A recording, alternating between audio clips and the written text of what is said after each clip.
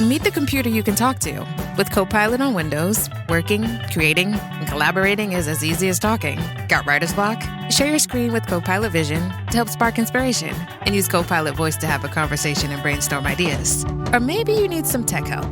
With Copilot Vision, Copilot sees what you see. Let Copilot talk you through step-by-step guidance so you can master new apps, games, and skills faster. Try now at windows.com/Copilot. Say hello to the all-new Alexa Plus and see how Alexa can do so much more for you. Need tickets to see your favorite artist? Craving your comfort restaurant? Just sit back, relax, and talk naturally.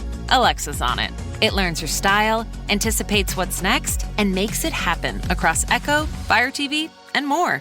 Learn more at amazon.com/new Alexa. Em Mogi das Cruzes, São Paulo, existe um lugar conhecido como Prainha. Mas quem chega ali pela primeira vez percebe que o nome engana. Não tem areia, não tem sol, só lama espessa, água turva e um silêncio que parece engolir tudo. Foi ali que os investigadores chegaram numa tarde de outubro de 2003 e encontraram uma cena horripilante. O corpo de um menino de 14 anos estava parcialmente coberto de lama. Ao lado dele, ainda jogado no chão, o material escolar que ele carregava no dia em que foi levado da porta da escola. O adolescente tinha sido morto com um tiro que atravessou o crânio e estava amarrado pelos punhos e tornozelos, amordaçado com um lenço feminino. Acabava naquela prainha de lama a esperança de uma mãe de ver o filho novamente, com vida, com brilho no olho e com aquele sorriso que iluminava sua casa. 3 dias antes, esse menino simplesmente voltava da aula, pelo trajeto de sempre. Era uma tarde comum, até deixar de ser.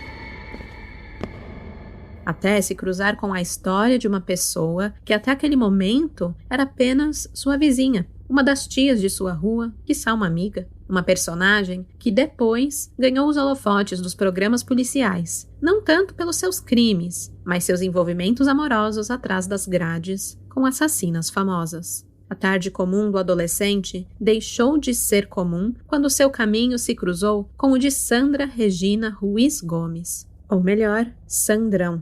Esse é o crime que levou Sandrão para Tremembé, a penitenciária mais conhecida do Brasil.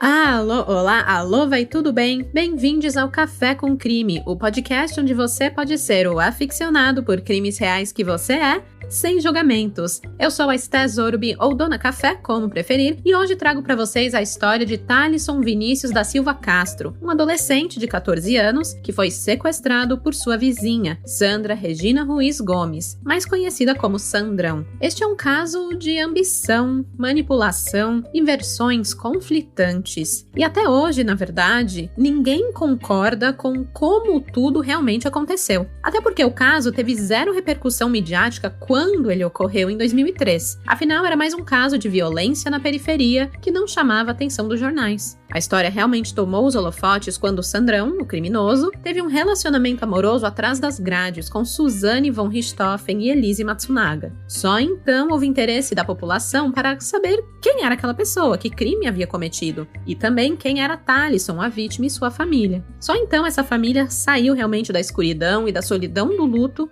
para ter uma voz. E agora, com o lançamento da série Tremembé, Sandrão, que desde que ganhou sua liberdade condicional sempre foi muito recatado e do lar, ressurgiu das cinzas para dar novas versões sobre o caso. Eu decidi revisitar seu crime, trazendo essas novas informações e também para honrar a memória de Thalisson, que muitas vezes é ofuscado pelos holofotes lançados sobre seus assassinos. Antes de ir para a história, não deixe de seguir a gente aí na plataforma onde você está ouvindo, ative os sininhos para não perder nenhum episódio novo e, se puder, deixe a sua avaliação também. Parece pouco, mas para Dona Café aqui e toda a equipe isso faz uma baita diferença. E se você gosta muito dos nossos episódios aqui do Café com Crime, saiba que você pode escutar ainda mais episódios. Todo mês eu lanço um episódio extra, um episódio exclusivo para os apoiadores do podcast. Para ter acesso, basta apoiar pela Apoia-se ou Orelo. Eu vou deixar o link das nossas campanhas de apoio na descrição deste episódio. Ao apoiar, você já ganha acesso imediato aos mais de 40 episódios exclusivos para apoiadores, além de entrar para o nosso grupo de crimezeiros no WhatsApp. Super obrigada a todos os apoiadores, de verdade, vocês fazem esse podcast existir. E ho ho ho, dezembro chegou e eu tenho o presentinho perfeito para o seu crimezeiro de estimação. A lojinha do Café com Crime tá aberta com canecas, camisetas e bolsas do podcast. A gente tá lá no site umapenca.com/café com crime. Lá você pode conhecer os nossos produtinhos e presentear você mesmo, ou o crimezeiro da sua vida, com algo que é realmente a sua cara. É o umapenca.com/café com crime. Eu vou deixar o link aqui na descrição desse episódio também. Lembrando que este podcast faz uso de efeitos sonoros, então se puder, escute de fone de ouvidos. E claro, vamos tratar de assuntos como violência, bullying e assassinatos. Ouça a seu critério. E com isso,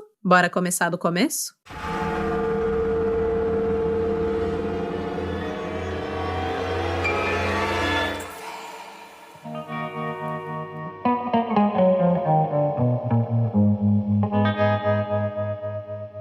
Thalisson Vinícius da Silva Castro era um estudante adolescente de 14 anos. Ele vivia no bairro de Jundiapeba, no limite entre Mogi das Cruzes e Suzano, a cerca de 60 quilômetros da capital paulista. O seu CEP era pertencente à periferia da cidade, e por mais banal que pareça, foi esse CEP que o levou à morte. As ruas de seu bairro eram de terra batida. As casas em volta sua tinham portões de madeira, numeração escrita a giz, colunas rebocadas e inacabadas. Exalava pobreza. Mas isso não impediu ninguém de sorrir, muito pelo contrário. Naquele lugar de casas e ruas simples, algumas ainda sem pavimentação, o clima era de amizade e descontração. Todo mundo se conhecia e todo mundo se dava bem. As coisas meio que funcionavam assim. E assim vivia a família de Thalisson.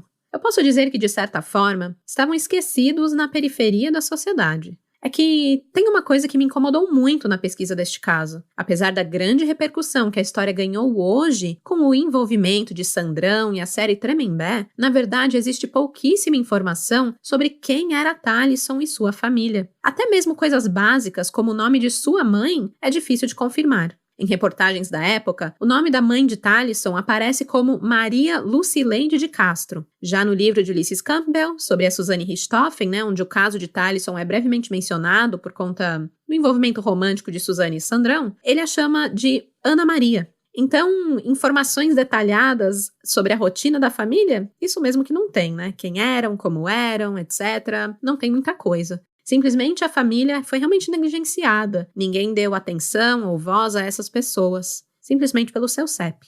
A manchete vizinha sequestra adolescente parece atrativo, mas quando você adiciona na periferia no fim dessa frase, nem tanto. Enfim, eu queria fazer esse desabafo antes de continuar, porque eu acredito muito em dar voz para a vítima e sua família, em dar espaço e palco para eles. Mas as informações sobre a família Castro são poucas, ofuscadas pela presença gigante de Sandrão e seus lances amorosos em Tremembé. De qualquer forma, eu consegui encontrar algumas coisas e eu compartilho aqui com vocês. A família Castro, apesar de humilde, era muito batalhadora e sonhava alto. Os pais de Thalisson, a Maria Lucileide, ou Ana Maria, de Castro, e José Carlos de Castro, tinham conseguido juntar ali uma graninha para reformar o sobrado onde viviam com os filhos. Além de Thalisson, o casal tinha uma outra filha.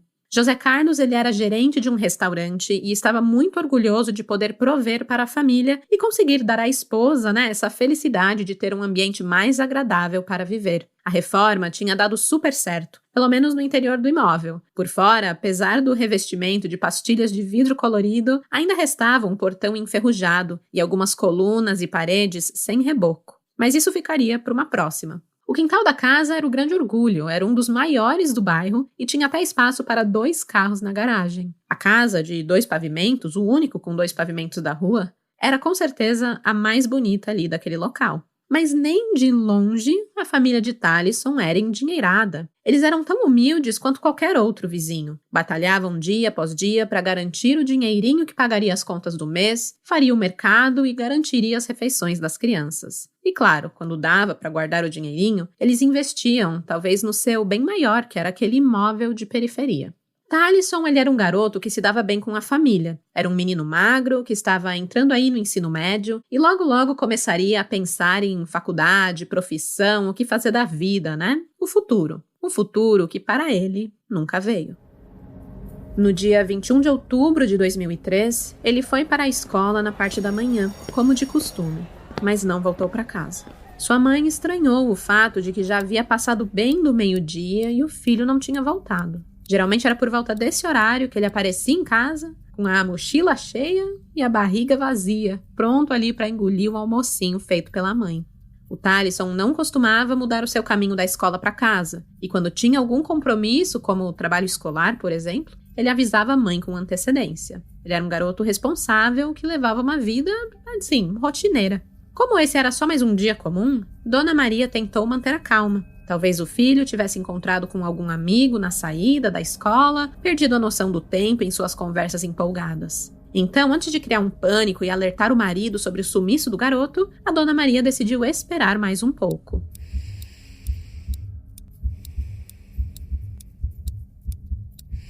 Apesar da angústia, a família Castro não precisou esperar muito por notícias. Ainda naquela mesma tarde, o telefone da casa tocou. A mãe de Talisson, aliviada, pensou que fosse o próprio menino ligando para avisar que estava atrasado, talvez até com alguma desculpa esfarrapada. Mas, ao atender o telefone, levou um susto daqueles. Do outro lado da linha, uma mulher disse que Talisson havia sido sequestrado e que se a família quisesse vê-lo novamente com vida, deveria desembolsar R$40 mil. Não houve tempo para nenhum argumento. Assim que o recado foi dado, o telefone foi desligado na cara de Dona Maria. Ela então entrou em profundo desespero. Quase desmaiando, chama pelo marido e anuncia a notícia trágica de que o filho deles havia sido sequestrado. O sequestro mediante extorsão era um crime bastante comum naquela época, mas Maria e José Carlos nunca haviam ouvido falar de casos envolvendo pobres. Para eles era inconcebível que criminosos raptassem crianças sem condições financeiras. Como que eles pagariam R$40 mil? De onde tirariam aquela quantia? A única coisa que a família Castro conseguia fazer era literalmente se desesperar. Eles não tinham esse dinheiro, não tinham como pagar resgate. O pensamento que martelava em suas cabeças e despertava seus maiores medos era: o que seria de Talisson? É neste momento de pânico, medos e incertezas que chega na história duas figuras que de início se tornaram o porto seguro da família Castro. Sandra e Valdir, um casal de supostos namorados que eram vizinhos da família Castro e, segundo a mídia da época, eram amigos próximos deles. Acontece que não demorou muito até que a notícia do sequestro de Talisson se espalhasse entre os amigos e conhecidos do casal. A Sandra Regina Ruiz Gomes, ela morava na mesma rua de terra batida que a família Castro. Era vizinha do lado deles. Morava numa casinha simplória, de portão de madeira e com o número da residência marcado em giz na parede. Ela tinha 21 anos e era conhecida por ali como Galega, por seus longos cabelos loiros, traços finos e bonitos que chamavam a atenção. Por mais que hoje Sandra negue que tenha conhecido a família antes do crime, na época foi noticiado que ela conhecia Talisson bem. O menino tinha a mania de a chamar de tia, apesar dela não ser tão mais velha que ele, só 7 anos de diferença. Já Valdir Pereira Martins também morava ali naquela rua, era outro vizinho. O rapaz de 21 anos era, segundo a mídia relatou na época dos fatos, namorado de Sandra. Entretanto, Sandra nega o fato e afirma que ele era, na verdade, namorado de uma prima de Talisson. E ela se envolveu ali no crime por outros motivos, que mais pra frente eu vou dizer, né, a versão atual de Sandrão, tá? Mas aqui a gente vai seguir a história de acordo com os fatos relatados à época. Bom, independentemente, Sandra e Valdir, eles surgem na casa dos vizinhos com ar de preocupados e dispostos a ajudá-los neste momento tão difícil. Dona Maria, para vocês terem uma noção, não conseguia nem ficar ao lado do telefone. Há relatos de que ela desmaiou logo depois da ligação com os sequestradores. Então, Sandra se ofereceu para fazer esse meio de campo entre a família e os sequestradores. Assumiu o lugar de amparo emocional à família e também o de negociar o valor do resgate. O que a família Castro não sabia é que a vizinha estava negociando, na verdade, com os próprios parceiros de crime. Sandra agiu com uma frieza de fazer inveja ao mais cruel dos criminosos.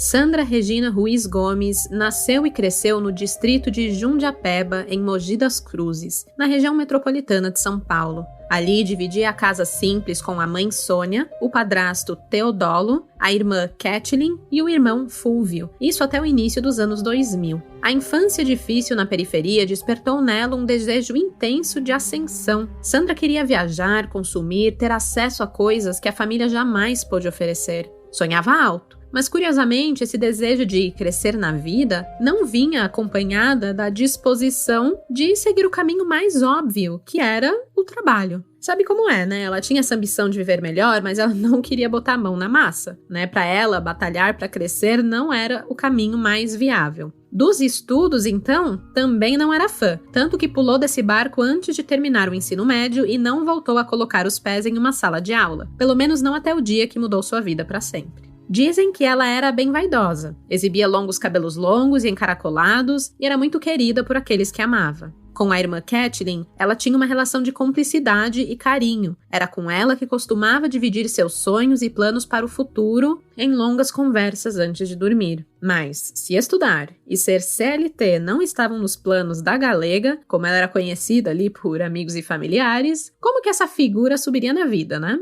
Bom, o plano A de Sandra era viver da arte. Ela amava dançar e, ao lado de algumas amigas, formou um grupo de street dance, um movimento que estava super em alta nas periferias brasileiras no início dos anos 2000. Os passos, conhecidos popularmente como dança da lagartixa, eram febre entre os jovens da época. E se você tem menos de 30 anos e ficou curioso, joga aí street dance, dança da lagartixa nos sites aí de busca e dá uma olhadinha no que estava bombando nessa época. A Sandra estava imersa nessa cultura e passava os dias ensaiando com o seu grupo e realizando pequenas apresentações aos finais de semana. Não sabemos se ela conseguia tirar um troco com isso, mas as pessoas que conviviam com ela são unânimes ao afirmar que em cima do palco ela se sentia completa e feliz. Então, ela tinha um plano B?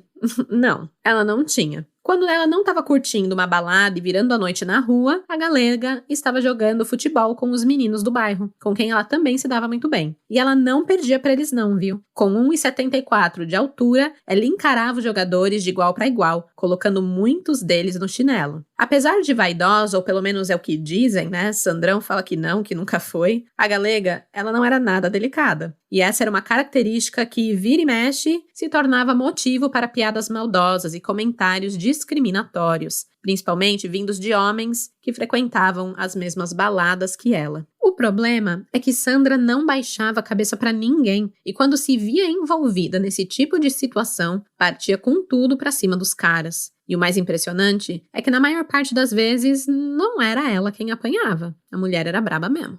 Em entrevista ao Roberto Cabrini, recentemente, Sandrão relata: muitas brigas da escola, de responder processo por brigas quando eu era menor de idade, de tentar mostrar para os outros que eu era mais homem do que aqueles, porque a maioria das brigas era com homem. Teve uma situação na merenda, na fila da merenda, e começaram a me chamar de Maria Homem, e aí começaram a rir, umas meninas lá. Eu olhei para trás. Aí um menino me encarou e falou assim: você vai bater nelas? Eu falei: não, eu vou bater em você. E aí eu quebrei ele. Saímos na porrada e ele saiu perdendo. Quando tinha entre 18 e 19 anos, supostamente se envolveu com Valdir Pereira Martins, um rapaz que vivia no mesmo bairro e que já era seu conhecido. Mas, de acordo com relatos da época, esse relacionamento não foi bem visto por sua família. E aqui, por que eu tô falando, supostamente, né? Porque, de acordo com as entrevistas feitas na época, com as pessoas ali envolvidas, familiares, etc., foi isso que relataram. Mas agora, com a nova versão de Sandrão,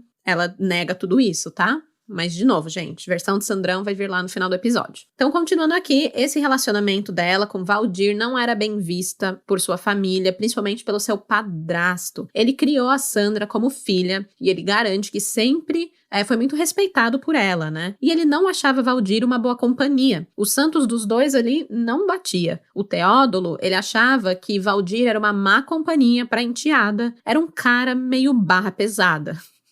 Ai, gente, eu não consigo falar barra pesada e não lembrar da filha da Flor de Lis. Ela tava lá, tentando achar um assassino de aluguel na internet. Sim, gente, tipo, no Google. E a busca dela foi: alguém da barra pesada. Barra pesada online.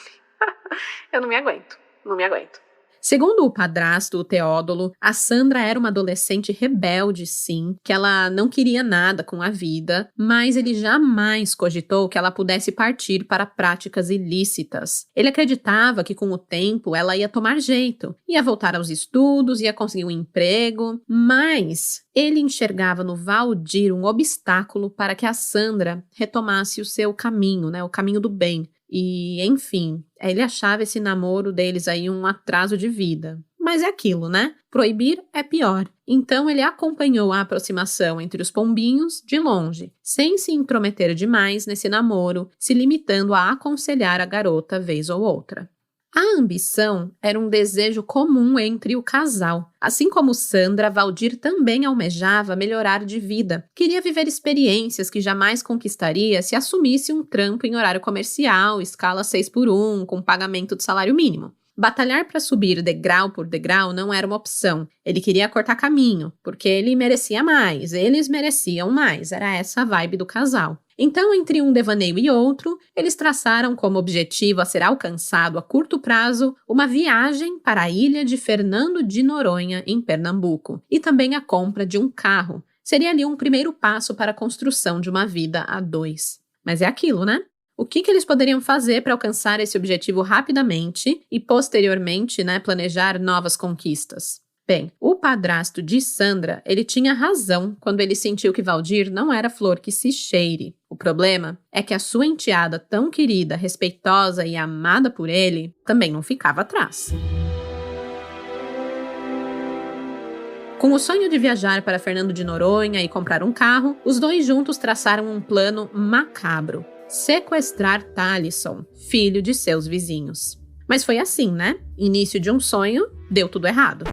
Eu ainda acho que eles não pensaram muito bem neste plano que consideraram tão bom, porque se eles repetissem seus pensamentos em voz alta pelo menos 2 vezes, eles teriam percebido que não tinha como aquilo dar certo. O crime já nasceu fadado ao fracasso. Thalisson, ele não foi escolhido ao acaso. Além de amigos de Maria e José Carlos, o que proporcionaria-lhe uma proximidade durante as negociações e a possibilidade de manipular a situação de muito perto, a condição financeira dos pais de Thalisson foi um fator determinante para a decisão, a escolha desse alvo.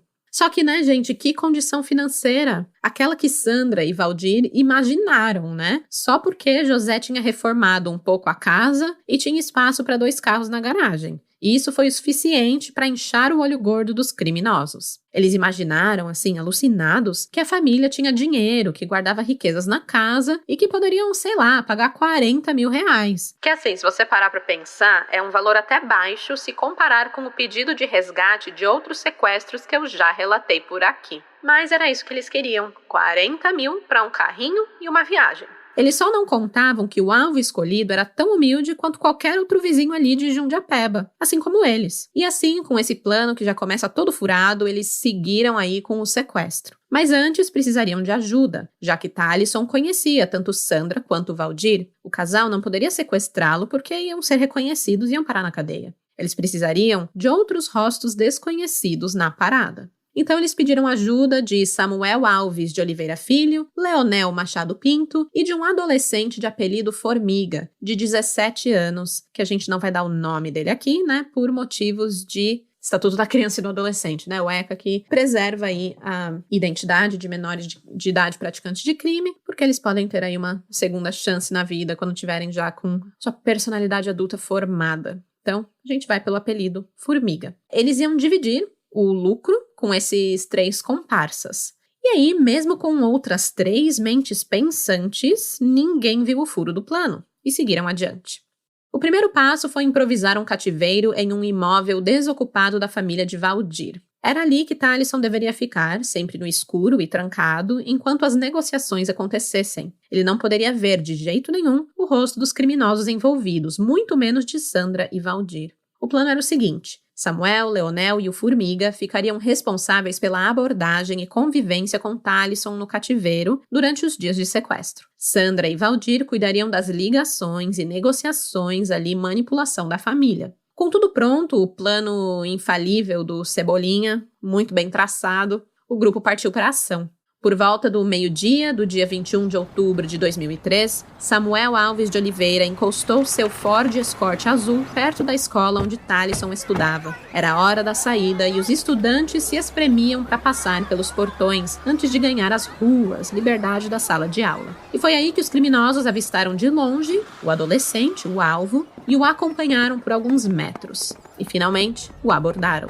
Talisson foi rendido e sequestrado na porta da escola em Mogi das Cruzes. Ainda uniformizado, ele foi forçado para dentro do carro e levado até o imóvel da família de Valdir, sendo colocado em uma suíte de onde não deveria sair de jeito nenhum. Samuel, Leonel e o menor de idade, o Formiga, deveriam ficar de olho. A operação não admitiria erros. E é nesse cenário que Sandra Regina surge para fazer jogo duplo na casa da família Castro. Com uma frieza maior que sua cara de pau, ela assumiu o lugar de amparo emocional à família e começou a negociar o resgate com os próprios comparsas. Valdir também entrou no jogo e, além de dar suporte ao pai da vítima, ele sugeriu que a polícia não fosse acionada, pois ele próprio poderia ajudar a localizar a criança. José Carlos até estranhou o comportamento, mas ele jamais suspeitou do amigo. Confiou, de olhos fechados, nos vizinhos que por anos faziam parte da sua rotina. Só que aí veio o grande furo de seu plano. O furo, o rombo, o grande buraco que já estava óbvio do começo. Acompanhando ali de perto o desespero de Maria e José, o casal de criminosos logo percebeu que eles não teriam dinheiro para pagar o resgate solicitado. E aí foi preciso improvisar. E, infelizmente, a história não terminou com os criminosos em Fernando de Noronha, com carro 0 km. E tampouco com Talisson de volta em casa em segurança. Tudo foi por água abaixo. This episode is brought to you by Blink. Doom scrolling during this ad break? Ditch the doom and get peace of mind with new Blink 2K Plus Smart Security. Check on home from your phone with 2K Clarity, noise cancellation, and 4x zoom. Plus, setup is so simple, you can easily install while listening to your favorite podcast. True crime girlies, we got you. Get more, spend less with Blink 2K Plus Smart Security. Adobe Acrobat Studio, so brand new. Show me all the things PDFs can do. Do your work with ease and speed. PDF Spaces is all you need. Do hours of research in an instant with key insights from an AI assistant. Pick a template with a click. Now your prezzo looks super slick. Close that deal? Yeah, you won. Do that, doing that, did that, done. Now you can do that with Acrobat. Now you can do that with the all-new Acrobat. It's time to do your best work with the all-new Adobe Acrobat Studio.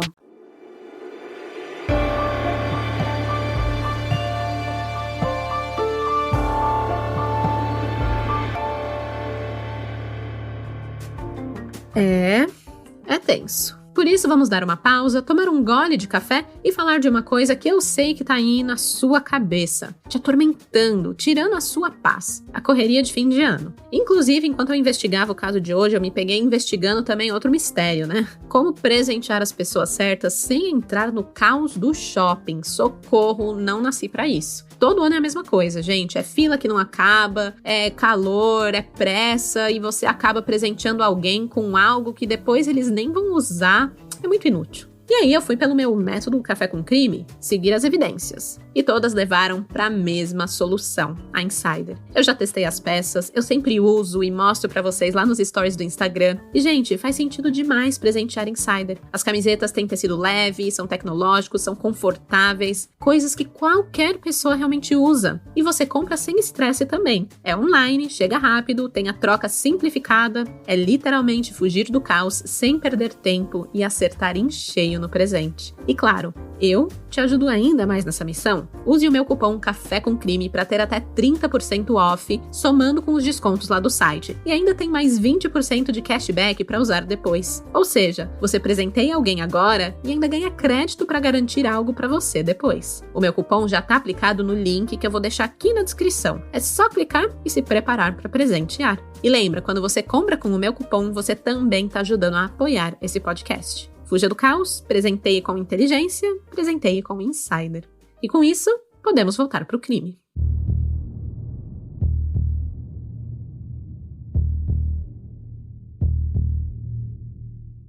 Sandra e Valdir logo perceberam que seria necessário baixar o valor do resgate. Já que 40 mil não ia rolar, tentaram 30 mil. Sandra até apresentou a proposta com orgulho para Maria e José Carlos. Olha só, consegui um desconto de 10k no seu resgate. Vamos fazer em 30 mil, sem juros? Bora! Mas isso também não rolou. A cada nova ligação feita pelos comparsas, e foram muitas, né? Ao contrário dos sequestros mais organizados, né? Em que os criminosos têm experiência e os contatos são muito raros com a família, Sandra, fingindo estar ajudando a família de Talisson, foi simulando diversas ligações, diversas negociações, muito acaloradas por sinal, né? E aí ela foi conseguindo pouco a pouco a redução do valor a ser pago. Quando Sandra não estava na casa da família Castro, ela estava no cativeiro para orientar os cúmplices. Claro que jamais no cômodo onde Talisson era mantido. Preservar a identidade de Sandra era basicamente a garantia de vida de Talisson. Até ali, apesar da redução brusca nos lucros, tudo estava saindo conforme o planejado. O valor acertado para o resgate foi de R$3.000. Baita negociadora essa Sandra, hein? De 40 para 3? Caramba! Enfim, metade desse dinheiro a família conseguiu com um agiota, e a outra metade veio de uma vaquinha organizada entre os vizinhos. Isso tudo ideia da salvadora da pátria e amiga fiel, Sandra Regina.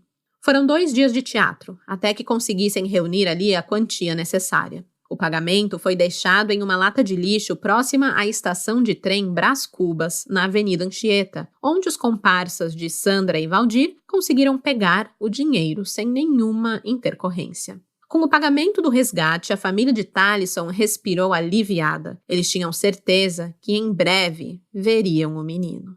Do outro lado, os sequestradores também comemoraram. A viagem para Noronha e o carro não ia acontecer, até porque, qualquer valor arrecadado seria dividido entre outros 3 cúmplices, mas pelo menos ninguém sairia de mãos abanando, cada um ali ia tirar um pouquinho menos de R$1.000. Fora isso, eles ganhariam experiência no negócio, no negócio de sequestro. E aí eles pensavam em aplicar o golpe contra outras vítimas que tinham maior poder aquisitivo, então não teria sido em vão. O seu primeiro grande crime finalmente estava chegando ao fim e a quadrilha poderia dividir os lucros e partir para a próxima. Esse era o clima. Mas a quadrilha não contava com um erro que custaria muito caro. Acontece que no dia em que o resgate foi pago, eles cometeram um erro bastante amador. Quer dizer, outro erro bastante amador. Deixaram o cativeiro sem monitoramento.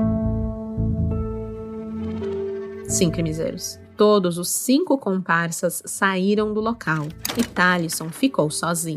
Sandra e Valdir estavam na casa da família Castro. Era o dia da entrega do dinheiro e eles, claro, assumiram a liderança ali em ajudar a família a levantar a grana e a deixar no local combinado, o dinheiro com os sequestradores. Então eles não estavam no cativeiro. Já Samuel, Formiga e Leonel saíram do local ali do esconderijo para exatamente isso, buscar o dinheiro do resgate no lugar combinado.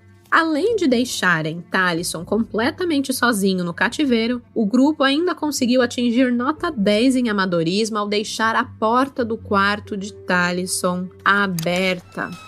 É isso mesmo. O cômodo isolado e escuro onde Talisson era mantido ficou aberto, sem monitoramento. E até um garoto de 14 anos totalmente apavorado com a situação não ficaria parado ali, Ao ver a sua oportunidade de escapar, Talisson foi com tudo rumo à liberdade. Ele saiu do cômodo escuro, andou pelo imóvel tentando achar uma saída. E, infelizmente, as outras portas e janelas da casa estavam trancadas e ele não teve sucesso na sua fuga. Mas, ao invés de retornar para a suíte, ele decidiu esperar o retorno dos criminosos ali na sala. Quando a quadrilha tinha cumprido a sua missão e estava com os 3K na mão, eles voltaram para o cativeiro.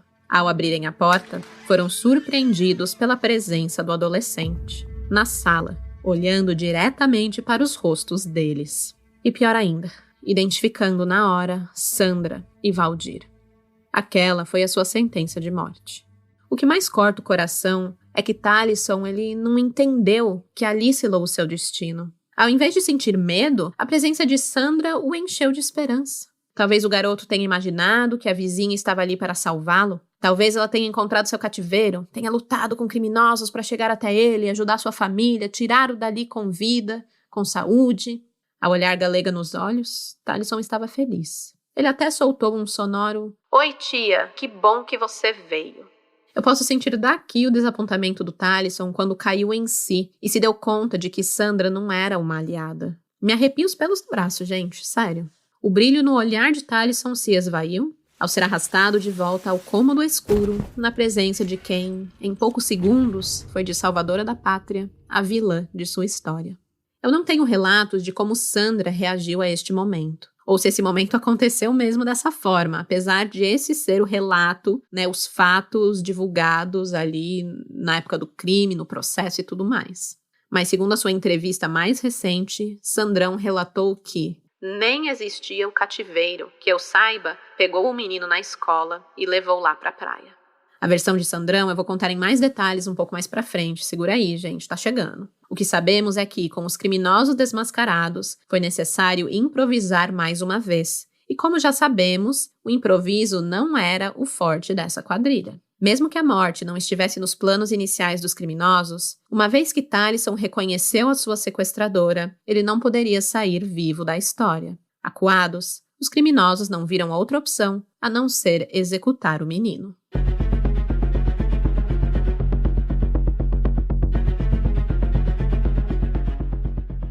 Como avisei no início deste episódio, existem muitas versões sobre o que realmente aconteceu, e não sabemos até hoje qual é o relato real.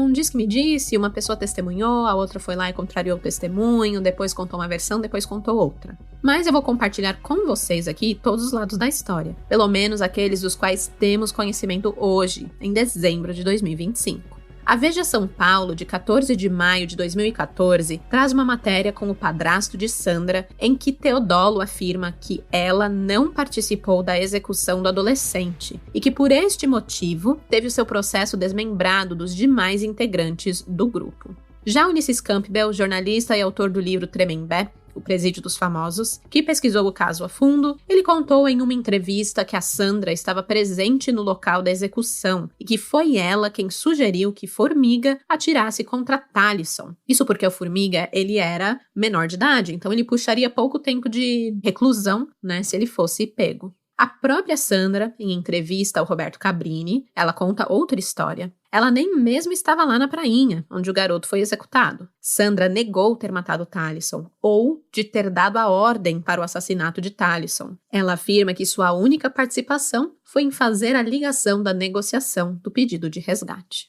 Fato é que, independentemente de Sandra ter participado ou não do momento da morte do menino, o Talisson foi amordaçado com um lenço feminino que a polícia acredita pertencer a ela. Ele também teve os punhos e tornozelos amarrados com cadarços e acabou colocado no porta-malas do Escort azul de Samuel.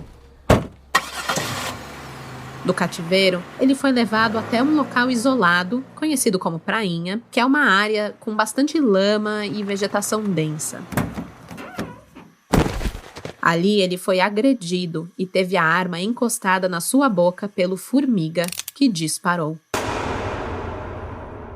O tiro atravessou o crânio e o matou na hora. Em seguida, os homens colocaram um saco preto sobre sua cabeça e abandonaram o corpo ali na lama, junto com o seu material escolar. Os criminosos haviam feito contato o tempo todo, nos dias ali que antecederam o pagamento do resgate. Por isso, quando eles desapareceram logo depois de receber o dinheiro, a família de Talisson estranhou o silêncio repentino e acionou a polícia. Sim, foi só então que a polícia foi acionada. Tudo até então estava sendo tratado pela família e os falsos amigos diretamente com os sequestradores. Os amigos Sandra e Valdir, tão presentes e queridos durante as negociações, também haviam sumido, mas o comportamento deles, especialmente o de Valdir, havia chamado a atenção. E não só do pai de Talisson, que estranhou o fato do amigo ter dito antes, que ele tinha informações que poderiam liberar o adolescente, mas também de um tio e uma tia do menino. Eles tinham certeza que durante uma das ligações recebidas pela família, haviam escutado a voz de Valdir do outro lado da linha, do lado dos sequestradores. E então decidiram compartilhar as suas suspeitas com os investigadores. A polícia tinha pressa, afinal era preciso encontrar o Talisson e todo segundo contava antes de qualquer coisa acontecer com ele, Para isso eles solicitaram a quebra do sigilo telefônico de Valdir. E aí, bingo, Algumas ligações para negociar a liberação do adolescente foram feitas de seu celular. Isso só prova, mais uma vez, que nem todo mentor de crime é inteligente. Criminosos também são burros e amadores, gente. Não tem que botar em palco e achar que, QI alto, nossa, que lindo. Não, cara, olha o nível aqui, né?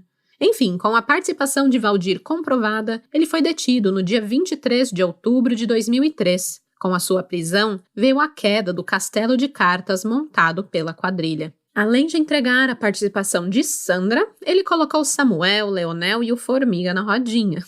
O Valdir não ia pagar o pato sozinho, não. Sem ter para onde fugir, ele acabou com as esperanças que Maria e José Carlos alimentavam de reencontrar o filho com vida e indicou onde estava o corpo de Talisson, lá na beira da represa. Os investigadores Sérgio Ricardo Monteiro Ramos, Caio César Euer de Campos e Fábio Luiz Ribeiro de Lima foram imediatamente ao local e encontraram o cadáver conforme as orientações repassadas pelo sequestrador. A mãe de Talisson, a dona Maria, disse na única entrevista que concedeu desde a morte do filho: "Eu tinha dentro de mim que ninguém ia tocar nele. Ninguém ia tocar nele. Ele poderia ficar ali, eles poderiam segurar ele, mas não iam judiar. Mas judiaram." O Formiga foi preso em seguida e confessou ter sido o autor do disparo que deu fim à vida de Talisson, contando para o investigador Jair Camargo dos Passos que ele foi contratado por Valdir para executar o serviço. Pelo crime, o Formiga foi apreendido e submetido a medidas socioeducativas em conformidade com o Estatuto da Criança e do Adolescente. Já Leonel e Samuel tentaram, literalmente meter o louco. Em seu depoimento, Leonel negou qualquer participação no sequestro de Talisson e afirmou que só viu o corpo do menino porque no dia anterior havia encontrado Valdir, Samuel e Formiga em um mercado. E aí, segundo ele, o trio ali de amigos o convidou para ir até a prainha. A prainha, ela é um ponto, tem lama, uma aguinha meio turva e tudo mais, mas é um ponto conhecido entre os jovens ali da periferia de Mogi das Cruzes, porque a galera vai lá para nadar. Vai lá nadar na lagoa, se refrescar em dias quentes, é meio que um pointzinho ali do pessoal. E ele contou que, ele não desconfiou de nada, foi lá pra prainha, foram mergulhar. Ele aceitou lá o convite numa boa, embarcou no escorte de Samuel e seguiu com o grupo até o local. Foi lá que, segundo ele, eles ficaram se divertindo e depois de nadarem e jogarem conversa fora, o Valdir, do nada, falou pra ele: você quer ver o cadáver de um menino? Aí ele ficou tipo, gente, quê? E aí o Valdir mostrou que tinha um cadáver abandonado ali num barranco próximo ali da prainha. Ele foi lá no local da desova, ele viu, ficou muito impressionado com o que ele viu, e aí ele quis ir embora, não quis, ficar lá, não quis se envolver com aquilo, e aí os amigos dele, a turminha de criminosos, levou ele embora. Isso foi o que o Leonel falou, tá? Uma historinha mais sem pé nem cabeça. Já no julgamento, certamente orientado ali pela sua defesa, o Leonel negou conhecer todos os envolvidos no sequestro de Talisson. Ele disse que sequer viu o corpo de Talisson na prainha, que ele não sabe de nada, não conhece ninguém, não viu nada. Essa foi a outra versão dele. Mas é óbvio, essa versão não colou. Até porque o Formiga confirmou a sua participação no crime, assim como o Valdir também falou que ele participou, então, besteira essas versões, O Samuel, ele foi ainda mais criativo na sua defesa, tá? Antes de ser desmentido pelos comparsas, que o colocaram na cena do crime desde o sequestro do Talisson até o seu fim trágico, o Samuel, ele contou que teve o seu escorte azul furtado no dia que Talisson foi levado da porta da escola. E que, milagrosamente, ele encontrou o carro em uma comunidade de Mogi das Cruzes. Ele encontrou o carro sozinho, o carro que foi furtado, hein? Não precisou nem de apoio policial, não precisou de nada. E o milagre ainda continuou, porque nem o toca-fitas havia sido levado pelos bandidos. Os bandidos bonzinhos,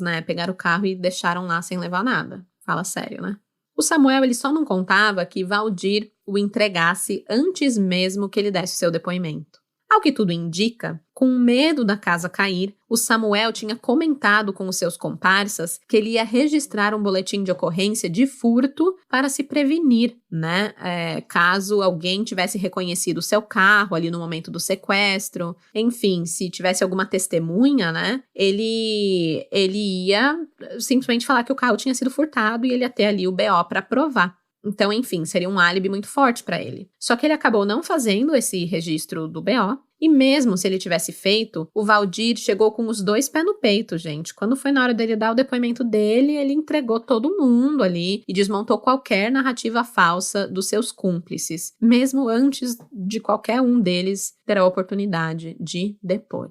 E aquela máxima, né? Ele caiu, mas caiu atirando para todos os lados. Mas e a Sandra? O que ela alegou em seu depoimento lá em 2003? Nada. A verdade é que ela não disse nada, porque ela simplesmente fugiu e não foi capturada. This episode is brought to you by eBay. Buying parts for your car? You'll know that will it work feeling. But on eBay, buying parts is different. eBay's free returns means if it doesn't fit, or if it isn't what you expected, you just print a label, drop it off, and get your refund fast. No haggling, no stress, and at least 30 days to return any eligible item. Millions of parts, free returns. eBay. Things people love. Eligible items only. Exclusions apply. Your planet is now marked for death. Marvel Studios' The Fantastic Four First Steps is now streaming on Disney+. We will protect you. As a family. Light him up, Johnny! Marvel's first family is certified fresh on Rotten Tomatoes. That is fantastic. And critics say it's one of the best superhero movies of all time. Oh! Marvel Studios' The Fantastic Four First Steps, now streaming on Disney+. Rated PG-13. What time is it, Ben? It's clobber time!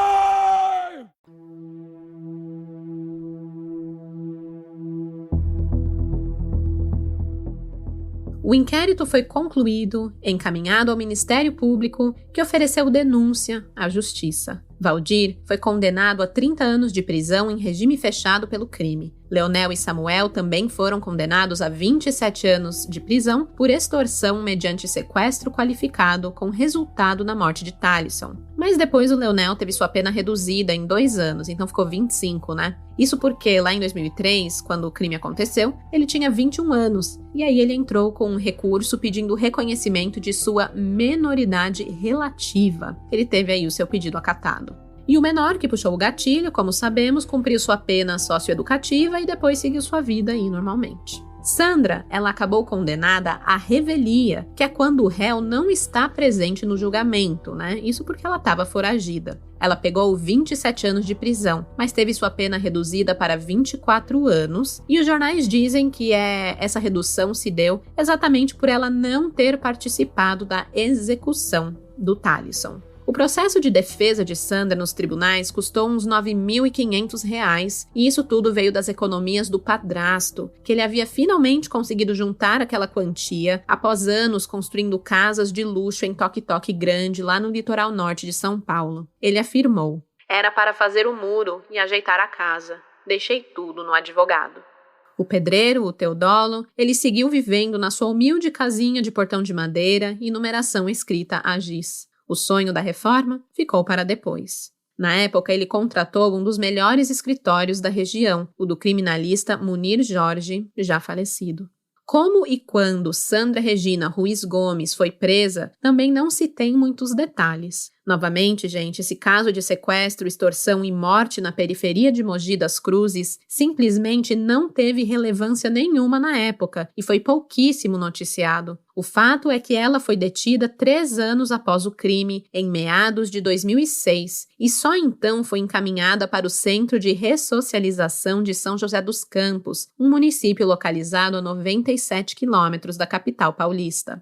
Mesmo tendo ajudado com os custos processuais, o padrasto Teodolo nunca mais foi ver Sandra na prisão. Ele disse: "Nunca fui visitar, não gosto de coisa errada, aguentava tudo por causa da mãe dela." A única visita que Sandra recebia era do irmão Fúvio e também costumava trocar correspondências com a irmã, a Kathleen, nas quais ela deixa claro, a Sandra, que prefere ser chamada de ele. Em um trecho das cartas, ela diz assim: "Sou lindo, confessa." Então, aqui com esse ponto de virada aqui na história, eu vou respeitar a identidade de gênero de Sandrão, vou começar a referir a ele no masculino. E é importante deixar claro que respeitar a sua identidade de gênero não ameniza o crime que ele cometeu, não tem nada a ver uma coisa com a outra, uma questão de respeitar essa preferência. Sandrão revelou, na sua mais recente entrevista ao Domingo Espetacular, o seguinte: eu, com 8 anos, já sabia que eu queria ser menino, mas era difícil na minha época essa situação de você querer ser uma coisa e você não poder. Eu sempre era muito hostilizado. Atrás das grades, Sandrão parece ter encontrado a liberdade de ser quem sempre soube que era. Cortou os longos cabelos loiros e adotou um estilo mais masculino. Na cadeia, apesar de sua postura de liderança e do seu jeito marrento, Sandrão apresentou bons comportamentos durante os 5 anos em que esteve detido em São José dos Campos. Ele estava prestes a progredir de regime quando cruzou o caminho de um agente penitenciário e caiu em suas provocações. É que Sandrão tinha uma namorada no centro de ressocialização e certo dia ele foi impedido de vê-la em seu pavilhão por um carcereiro. O homem, além de negar o acesso, soltou uma piada homofóbica para o detento, que não levou o desaforo para casa, fechou a mão e virou um soco no meio da cara do agente. O sangue escorreu na hora, e o resultado foi um nariz quebrado e uma condenação adicional para Sandrão. Pois é, eu já tinha falado lá no início do episódio que Sandrão partia pra porradaria com homens, e que ele não perdia pros caras não. Só que essa sua reação descabida ali na cadeia lhe causou um grande atraso de vida, já que ao invés de progredir a pena, para o semiaberto, ele teve uma condenação de 3 meses e 15 dias acrescentada à sua pena e o direito ao semiaberto foi cancelado. Mas isso não foi o pior. Essa reação violenta de Sandrão custou a oportunidade de conviver em liberdade ao lado de sua mãe pela última vez. Em 2009, sua mãe Sônia morreu de câncer. O fato de ter perdido a mãe colocou a vida de Sandrão um pouco mais em perspectiva. Em um momento onde reconheceu sua culpa e a dor causada para a família Castro, ela afirmou: minha culpa é imensurável. Uma mãe perdeu o filho. É imensurável. Eu perdi minha mãe. Eu sei que não tem o que faz voltar. Em fevereiro de 2011, Sandrão foi transferido para a penitenciária feminina de Tremembé, conhecida por abrigar presos que cometeram crimes de grande repercussão nacional. É a prisão dos famosos. Lá, ela assumiu um papel de liderança, sendo respeitada pelas demais detentas, inclusive por aquelas que já estavam por lá quando chegou. Ela passou a ser chamada de chefe de cela e rainha de Tremembé. Foi em Tremembé que conheceu Elise Matsunaga, de quem se aproximou. A relação, que começou como amizade, foi evoluindo aos poucos, até que, segundo o próprio Sandrão, os seus olhares com a da esquartejadora mudaram, passaram a ser diferentes. Sandrão e Elise mantiveram um relacionamento amoroso atrás das grades, mas esse lance não durou muito não. Tudo mudou quando Suzane von Richthofen entrou na história e abalou as estruturas do então casal. Para quem assistiu a série da Amazon Prime, Tremembé, talvez tenha ficado com a mesma dúvida que eu sobre a cronologia dos fatos, pois a Suzane chegou ao presídio em 2007, enquanto Elise foi presa apenas em 2012. Não fazia muito sentido que Suzane tivesse chegado na vida de Sandrão depois, pelo menos não para mim. E aí eu fui buscar essa informação. Eu queria saber se era uma adaptação do roteiro, uma licença ali poética, para dar uma emoção ao triângulo amoroso, ou se era uma história verídica mesmo, como é que eram as ordens aí dos fatos. E aí eu encontrei uma explicação do Ulysses Campbell sobre o que acontece. É que assim, as presas, quando elas chegam a Tremembé, elas ficam literalmente presas em celas, praticamente 24 horas por dia, tendo direito a só um intervalo de banho de sol de aproximadamente 1 hora. Por isso, essas detentas, elas não convivem diretamente com as outras que estão lá em um regime mais brando dentro da cadeia. Aquelas que podem circular pelos pavilhões livremente, como é registrado na série. Como a pena de Suzane era de quase 40 anos e a de Elise de apenas 16, a esquartejadora teve direito de conviver diretamente com as outras presas mais cedo, enquanto a assassina dos próprios pais passava o dia trancada. Foi só em 2014 que Suzane pôde circular livremente pelos pavilhões, e é nesse momento que ela chega na história e abala o casal. A paixão ali de Sandrão e Suzane foi avassaladora, pelo menos por parte de Sandrão, que não acredita ter sido usado para que Suzane se protegesse ali dentro da cadeia, sob as asas da rainha de Tremembé.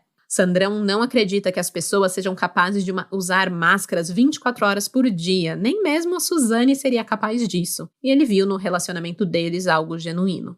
Para terem direito a uma convivência mais próxima, os dois assinaram um documento que lhes deu passe livre para morarem em uma área destinada aos casais do presídio. Tudo ia bem, até que a imprensa descobriu o relacionamento e os colocou na mira dos holofotes. A notícia causou um estardalhaço, A notícia de que Suzane estava namorando uma mulher na prisão, apesar de Sandrão, se identificar com o sexo masculino. Mas, enfim, com tudo isso, os pedidos de entrevistas pipocaram para o casal. A maioria dessas entrevistas a Suzane negava. Mas Sandrão e a diretora da penitenciária, chamada Eliane de Freitas Pereira, ambas convenceram Suzane a conceder uma entrevista para o programa do Gugu em 2015. A ideia era tentar dividir a opinião pública com relação, ao crime de Suzane. A Suzane deu a entrevista, e na entrevista ela foi acompanhada de Sandrão, apresentou Sandrão como seu namorado e disse que tinham planos de um futuro em comum,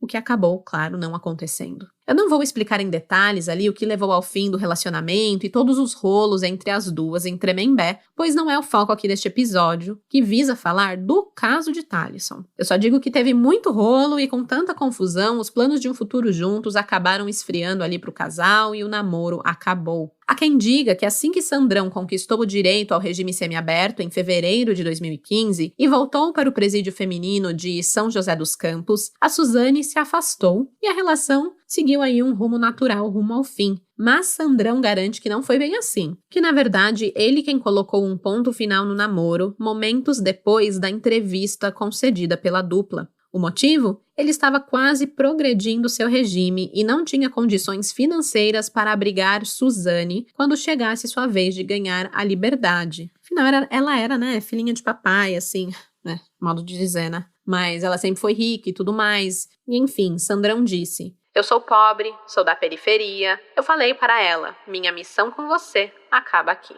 Em março de 2015, Sandrão recebeu o benefício do regime semiaberto e pouco tempo depois migrou para o aberto. Ele voltou para a cidade de Mogi das Cruzes e viveu no mesmo bairro onde o crime que o levou à cadeia aconteceu. É interessante apontar que, com Sandrão ficando mais conhecido por seus envolvimentos com Suzane e Elise na cadeia, seu nome e o seu crime acabaram chamando a atenção. Foi só então, mais de uma década depois da morte de Talisson, que a sua família foi ouvida pela primeira vez, a família Castro. Foi só então, que bizarro, por um trisal que aconteceu na prisão entre assassinos, que a mídia deixou de negligenciar a violência ocorrida na periferia e a dor dessa família foi reconhecida. Pois se Sandrão não tivesse ganhado fama em Tremembé, se não tivesse se enrolado com Elise e Suzane, a gente muito provavelmente nem saberia da existência de Talisson, não ia estar falando dele aqui, e nem muito mesmo do luto vivido pelos seus pais, a Maria e o José Carlos. Dona Maria só teve voz em 2015, depois que Sandrão saiu da prisão e ela concedeu, então, uma entrevista. Curiosamente, também foi uma entrevista ao Domingo Espetacular. Durante essa matéria, essa reportagem com Dona Maria sobre a morte de Talisson, o repórter começa narrando assim: "Esta é a primeira vez que a mãe de Talisson fala sobre o sequestro do filho. 12 anos depois, ela quebra o silêncio e descreve a angústia e a dor de ter um filho sequestrado." Tipo assim, ela quebra o silêncio ou ela é dada a oportunidade de finalmente ter uma voz? Fica aí o questionamento, Mas me incomoda que a família não foi ouvida e que, na verdade, rolou muito palco para os criminosos. E aí, vamos lá, eu não sou nada a favor de ficar dando esse palco para criminoso, colocando os holofotes em assassino. Eu acho meio bizarro quem, por exemplo, fica seguindo os passos de Suzane nas redes sociais. Eu não entendo quem faz fã-clube para criminoso, quem manda cartinha de amor para eles na cadeia. Eu não consigo compreender de verdade essa obsessão, que romantiza o assassino. Eu acho que a série Tremembé levantou muito esse questionamento, Porque acaba colocando os criminosos como personagens principais. E o público ali, não sei, é complicado, porque a série em si é uma ficção, Uma ficção baseada em fatos reais. E aí a gente mistura tudo e acaba ficando encantado com aqueles personagens. né? De novo, o Tremembé é uma ficção, né? Tem um roteiro muito bem pensado, muito bem criado, muito bem produzido, para exatamente gerar engajamento, gerar identificação com o público. Você quer seguir aquela história, aquelas pessoas. É normal de um produto de ficção. Ele é feito para isso. Mas, no fundo, essa história fictícia, na verdade, carrega consigo traumas muito reais, muito dolorosos para quem estava do outro lado dessa história, as famílias das vítimas. Então, complexo, né, jogar o holofote pro lado errado. Mas, se é para ver um lado positivo nisso tudo, é que o holofote jogado em Sandrão respingou um pouquinho na família de Talisson e sua mãe pôde compartilhar a sua história em 2015 e assim perpetuar a memória de seu filho, Talisson Vinícius. Enquanto a família Castro ganhou um espacinho no palco de Sandrão, ele decidiu descer os degraus daquele teatro e viver uma vida longe de qualquer holofote. Desde sua libertação em 2015, pouco tempo depois da entrevista que concedeu ao lado de Suzane, Sandrão vivia uma vida discreta em Mogi das Cruzes, longe das páginas dos jornais. Pelo menos tentou. A repercussão daquela entrevista do Gugu caiu como uma cacetada, principalmente porque saiu de Tremembé pouquinho tempo depois e muito diferente do que ela entrou. Antes entrou como Sandra, uma mulher loira de cabelos compridos, e saiu como um homem. E não foram só as aparências, a identidade de gênero, todo esse processo que ela mudou. O homem que antes rejeitava estudos e trabalho afirma ter deixado o cárcere transformado. Diz que dentro ali do sistema prisional, aprendeu a trabalhar, a estudar e a entender a importância da disciplina, já que ali as regras precisavam ser seguidas independente ali da fama que alguém carrega atrás das grades. Mas foi vivendo a sua vidinha ali como podia, né, fora da cadeia, muito recatado e do lar por uma década, até explodir a série Tremembé. Com sua volta involuntária aos holofotes, Sandrão viu sua vida virar de pernas para o ar mais uma vez. E aqui que vem as novas versões para essa história. Porque assim, né, como eu já falei bastante, Sandrão não teve nenhuma exposição na época do crime contra Talisson, né? Ele se viu ali na mira dos jornais em 2014 por conta de Suzane, mas a narrativa do sequestro em si não foi muito explorado em 2014 tampouco. A gente tá vendo mais agora. E nós somos muito visuais, né? Você vendo ali a série Tremembé, vendo a história ser contada, né, diante dos seus olhos, você vê o crime acontecendo de uma forma tão cruel, é claro, né, que a opinião pública condenou Sandrão mais uma vez. Mesmo que ele alegue que sua dívida com a sociedade esteja praticamente quitada, o ruído da produção é ensurdecedor, né? E a gente acaba caindo naquilo de que não tem ressocialização. A dívida nunca é quitada. Enfim, e aí vem uma bomba, né? Para buscar aí uma retratação, Sandrão entrou com um processo contra a Amazon, pedindo uma indenização de R$3 milhões por danos morais, uso indevido de imagem, e alegando excesso na liberdade de expressão. Seu advogado José Roberto Rodrigues Júnior afirmou: "Nós estamos pedindo para suspender a série, porque ela distorce a verdade dos fatos. A verdade é que Sandra Regina Ruiz Gomes participou, é ligada ao resultado da morte. Contudo, a sua participação foi a ligação. Ela ligou. Foi provado no processo que ela estava em um lugar diverso. Então, quando a série traz ela em uma cena colocando o jovem ajoelhado, ela escolhendo, dando a arma para um menor de idade para fazer o disparo, agravou a penalidade." Até o fechamento deste episódio, o caso estava em análise na primeira vara civil da comarca de Mogi das Cruzes e a Amazon não havia apresentado defesa. Mas além de colocar Sandrão mais uma vez em evidência, o que tanto incomodou ele naquela produção?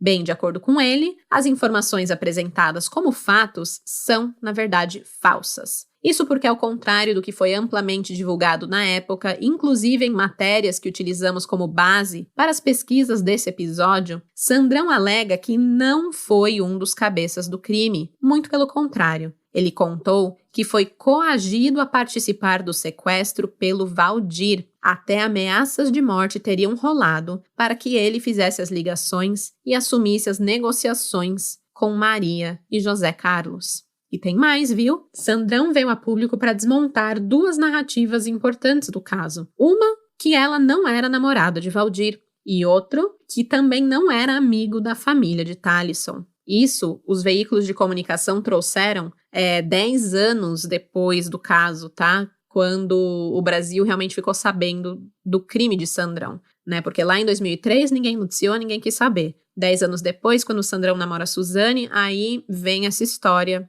que a gente contou aqui no podcast. E agora, 2025, né, passa aí mais 10 anos, a gente tem uma nova versão. Então, a cada 10 anos, basicamente, esse caso tem um novo desenvolvimento. Mas vamos lá. O crime, por si só, ele já é bastante cruel. E o fato do sequestrador fazer jogo duplo com a família, né, de Sandrão ter negociado, sendo amiga da família, torna tudo isso muito pior. Só que o Sandrão nega de pé junto que tenha se prestado a esse papel. Não tinha essa cara de pau, não tinha esse sangue frio. E aí ele dá uma entrevista ao Domingo Espetacular, que foi ao ar em 16 de novembro de 2025. Ali garantiu que sua participação no sequestro se resumiu a ligar para a família do Talisson e que ele se arrepende de ter participado do crime, mesmo tendo participado contra sua vontade. Nesta entrevista com Roberto Cabrini, Sandrão voltou bastante a fita e começou do começo, batendo um papo ali, contando da sua vida antes do sequestro, desmontando também aquele papo da família e da vizinhança de que antes ela era uma mulher vaidosa e preocupada com a aparência.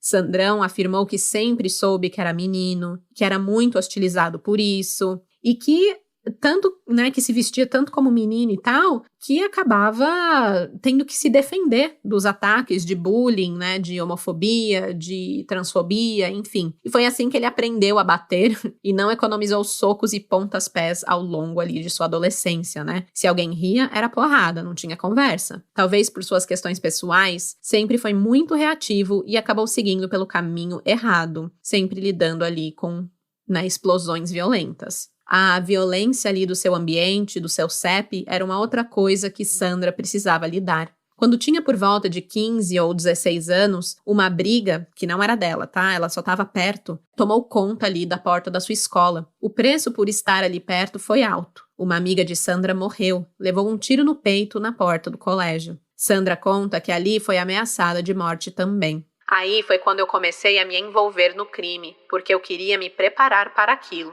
Ele matou ela e ele ia vir me buscar. Sandrão abandonou a escola e caiu de vez nas noitadas, onde conheceu muita gente envolvida com crime e se envolveu em muitas situações que também o colocaram em risco. Durante a entrevista, ele não citou nomes de ninguém envolvido aqui com o caso de Talisson. Se referiu a Valdir apenas como o mentor e ao autor do disparo como o menor, sempre batendo ali na tecla de que foi envolvido no sequestro a contragosto. E como que isso se deu? Porque ele tinha pendências com uma pessoa influente no mundo do crime. Ficou acertado, então, que a sua participação no sequestro de Talisson zeraria suas dívidas com essa pessoa e ele estaria livre de qualquer acerto de contas posterior ao sequestro.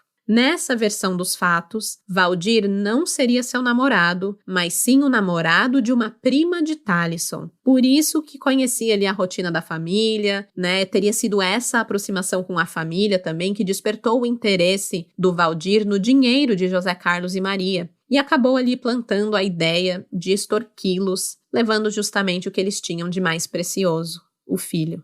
Não tinha nada nessa narrativa nada sobre viagem para Fernando de Noronha e nem carro, não tinha isso de querer coisas como motivação, ambição, pelo menos não da parte de Sandrão. Para ele, o seu único objetivo ali de praticar esse crime era se livrar de um homem que o perseguia por motivos que Sandrão também foi incapaz de explicar ao Domingo Espetacular.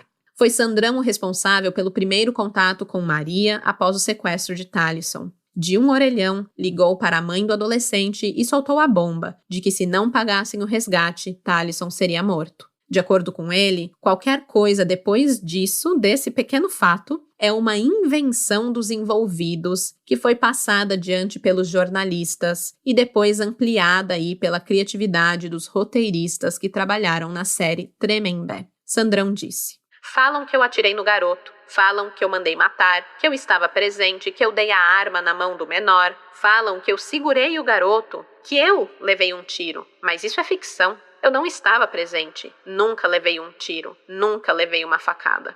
Questionado por Roberto Cabrini sobre negociar a liberdade do garoto quando ele já estava morto, Sandrão disse não saber como tudo aconteceu. Inclusive levanta a hipótese do grupo nunca ter tido a intenção de liberar o Talisson, que nem havia cativeiro. Talisson foi da escola para a prainha. Mas como não prestou depoimento por ter ficado foragido e sido condenado à revelia, ficou tudo dito pelo não dito. A palavra de Valdir contra a sua versão não foi incluída no processo porque ele não estava lá para falar. Ouvindo assim até parece, que ele teve o seu direito à defesa cerceado e tal. Mas, gente, ele que sumiu no mundo, foi a escolha que ele fez. Ficou foragido por vontade própria e só foi recapturado 3 anos depois e aí já tinha sido julgado. Foi uma escolha que ele fez. Agora, o Sandrão ele está focado no processo contra a Amazon e luta para que, além da indenização, a série Tremembé seja retirada do ar. Para o pavor de Sandrão, a série acaba de ser renovada para uma 2ª temporada. Questionado sobre o pior momento de tudo isso, de toda a sua história, o Sandrão foi taxativo. Foi ter ouvido as pessoas com ódio de mim. Está fazendo hora extra, hein, Sandrão? Eu já paguei pelo meu crime e estão me condenando novamente. Eu até entendo a dificuldade de tocar a vida depois do cumprimento da pena por um crime como esse, É um crime com um peso enorme, mas eu ainda acho mais caro estar na pele dos pais do Talisson, que ao contrário de Sandrão, não tiveram escolha e nem o direito de retomar a vida ao lado do filho deles, Será que o Sandrão toparia trocar de lugar com o casal? Eu duvido muito. Roberto Cabrini, ele questionou o Sandrão sobre o que diria a família de Talisson se tivesse a oportunidade, E aí o Sandrão respondeu: é difícil o que dizer. Não sei se eles queriam ouvir alguma coisa de mim, mas a única coisa que me vem é me desculpa por ter participado de algo que deu uma dor tão terrível a vocês e ter tirado a vida do filho de vocês. Só isso. A mãe de Talisson, por sua vez, recusa comentar sobre a saída de Sandrão da prisão. Compreensível, Basta dizer que, mais de 2 décadas depois, ela continua sofrendo pela partida súbita e violenta de seu filho. Em sua entrevista, lá em 2015, ela afirmou: a saudade é eterna. E como eu falei pra você, é uma ferida que não cicatriza. Mas eu tenho uma filha e tenho que continuar. E é isso que me faz viver. E você tem que saber que um dia a gente se encontra. Eu acredito nisso. Deus vai me dar essa oportunidade.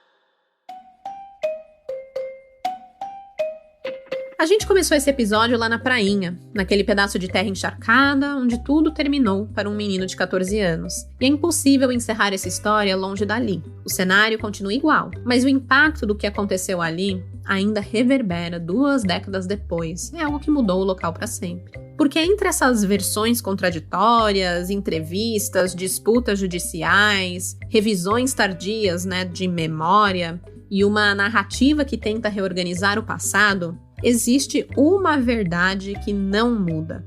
Talisson nunca voltou para casa. E é justamente por isso que quando revisitamos um caso desses, é preciso cuidado com onde colocamos o foco, com quem ganha voz, com quem recebe o holofote e com quem acaba ficando à margem da própria tragédia. Ao longo dos anos, a história desse crime se transformou em manchete, em livro, em séries, em entrevistas, em discussões intermináveis sobre a trajetória de quem o cometeu. Enquanto isso, a família, que realmente perdeu, que enterrou um filho, aparece muito pouco. E quando aparece, quase sempre é para reviver a dor e encarar o fato de como a justiça às vezes parece injusta, amena, passiva diante de grandes brutalidades. E um lembrete importante, Em crimes assim, a narrativa pública costuma inflar muito o criminoso e reduzir o espaço de quem ficou para trás tentando sobreviver o luto. É uma história que escancara que o trabalhador humilde e marginalizado enfrenta dificuldades que ninguém vê. Enfrenta violências simplesmente por dividir CEP com criminosos. Por onde vai, encara vulnerabilidade. Vive vulnerabilidade. E morre na vulnerabilidade. A mãe de Talisson disse que a saudade é eterna, que a ferida não cicatriza. E ao voltar para a prainha, onde tudo começou e onde tudo acabou, essa frase ecoa como a única verdade que realmente importa. A saudade é eterna. A ferida não cicatriza. Esta é a história de Talisson e sua família. E para quem conhecia Sandrão, sem conhecer a trajetória daqueles a quem ele feriu, eu espero que esse episódio tenha sido enriquecedor para trazer o foco para a vítima e para sua família. Eu queria ter encontrado muito mais informações, muito mais conteúdo aqui sobre eles para realmente, enfocar neles, mas compartilho aqui com vocês todos os fatos disponíveis a mim neste momento. Bem, gente, eu vou postar as imagens do caso na quinta-feira, amanhã, lá no Instagram e no Twitter ou X. Não me acostumo a dizer X ainda. Sigam a gente, somos o @Café com Crime no Instagram, o @Café Ser Crime lá no X. Eu volto daqui a 2 semanas, não na próxima quarta, mas na outra, para o nosso episódio final de 2025. E vamos nos despedir com classe, contando uma trajetória de crimes e planos mirabolantes que renderam a um sujeito a fama de o maior sequestrador do Brasil. Até lá, nada de querer chegar no topo pela porta errada, porque de desgraça já basta esse podcast. Tchau, tchau! Esse episódio foi roteirizado, produzido e apresentado por mim, Stephanie Zorbi, com design de som de Luigi Calistrato, pesquisa e roteiro por Ana Paula Almeida. As fontes de pesquisa utilizadas neste episódio foram Jornal Metrópolis, Jus Brasil, Domingo Espetacular, Globoplay, Diário do Grande ABC, Portal R7, Veja São Paulo e material de Ulisses Campbell.